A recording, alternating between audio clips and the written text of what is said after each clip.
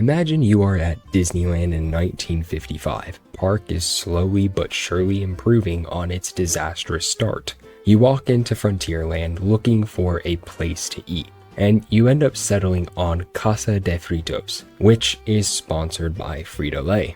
Now, while you're eating your meal, you start to see kitchen staff taking loads of tortillas out back and dumping them out. They are wasting tortillas left and right because there's a surplus of the tortillas and they don't know what to do with this. That is where our story begins. Now, let me take you back to when Walt Disney was actually building Disneyland with his brother Roy and their Imagineers. You see, Disneyland was a bit of a mess to get together.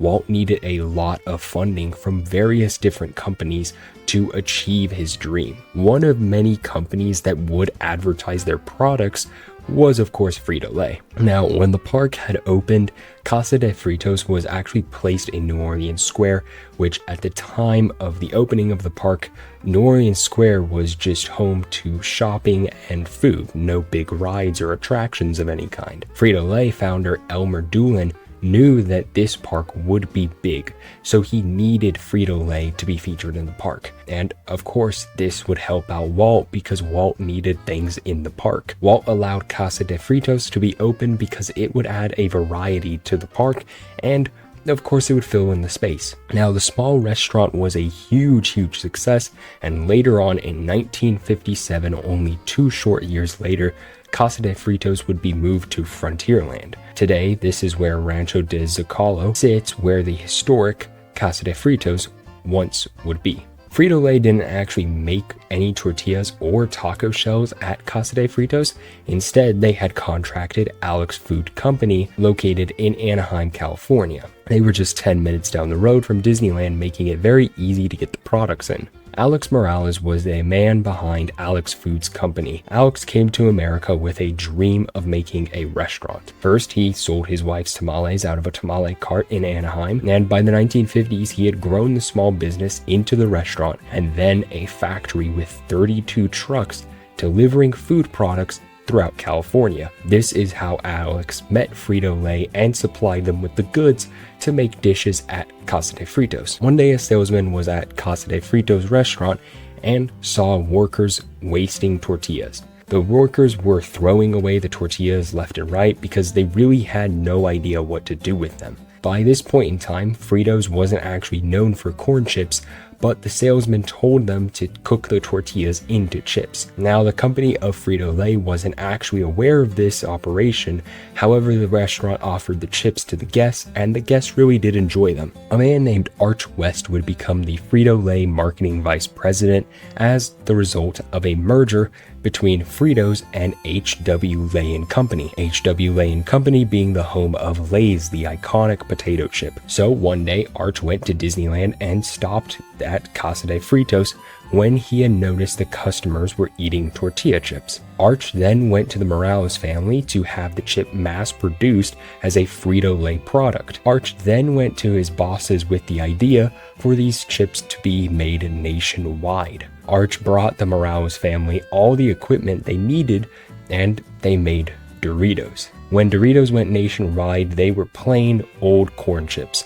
Doritos were described as, quote, thin, crisp wedges of toasted tortilla with a lightly salted, buttery taste. The word Doritos means little golden things in Spanish, so having a plain chip that was both small and had a buttery type taste that made it look golden fit the brand name itself. Now, as for Alex Foods Company, they actually lost their deal with Frito-Lay because the company was just producing Doritos at a very insane rate that Alex Foods Company could not meet their quota, per se.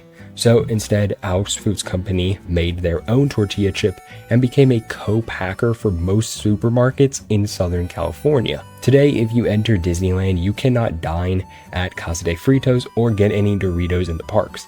The only Disney park that actually does offer Doritos is Disneyland Paris at the Overland Trail Cafe, which is near Big Thunder Mountain. But they've only started serving Doritos since March of 2025, which is very, very recent. No other parks have Frito-Lay products because Disney doesn't need them to sponsor their rides or restaurants. Since Doritos was invented at Disneyland, it doesn't seem like any other company has made a big food invention, aside from, of course, the Dole Whip. Now, I left the Dole Whip for the end because yes, this is the better product, but it is also the one that has a less magnificent story. As we discussed, Walt needed sponsors to make Disneyland, and even today you will see sponsors all throughout the parks if you go that, help finance the rides and everything. In 1901, James Dole founded the Hawaiian Pineapple Company in Hawaii. James was successful with his pineapple business. Dole made Hawaii famous for pineapples, even though pineapples aren't even native to Hawaii. Pineapples are native to tropical and subtropical America. Nevertheless, Dole's company went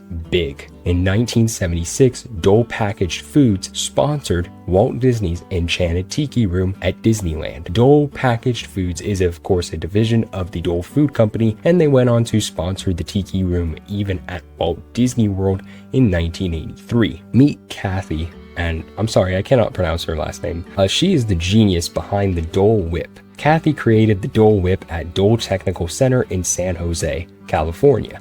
Prior to the Dole Whip, Dole had offered guests at the Magic Kingdom vanilla ice cream with Dole pineapples on top. But in 1983, the Dole Whip launched into the general market as a dairy-free and fruit-based dessert. The Dole Whip then did come to the Magic Kingdom in 1984, and later in 1986, it arrived at Disneyland. The treat itself was designed specifically for Disney, but was offered in Hawaii and is still to this day, and of course was released a few months before it had made its way to Disney parks. Now, the Dole Whip is arguably the most iconic dessert offered at the Disney parks, and in my opinion is the best. But I want to know what you think of Doritos and Dole Whips. Should we be served or given the option to get Doritos in the Disney parks? Do you think the Dole Whip is the greatest dessert at Disneyland? Let me know in the comments, and I'll see you guys next week.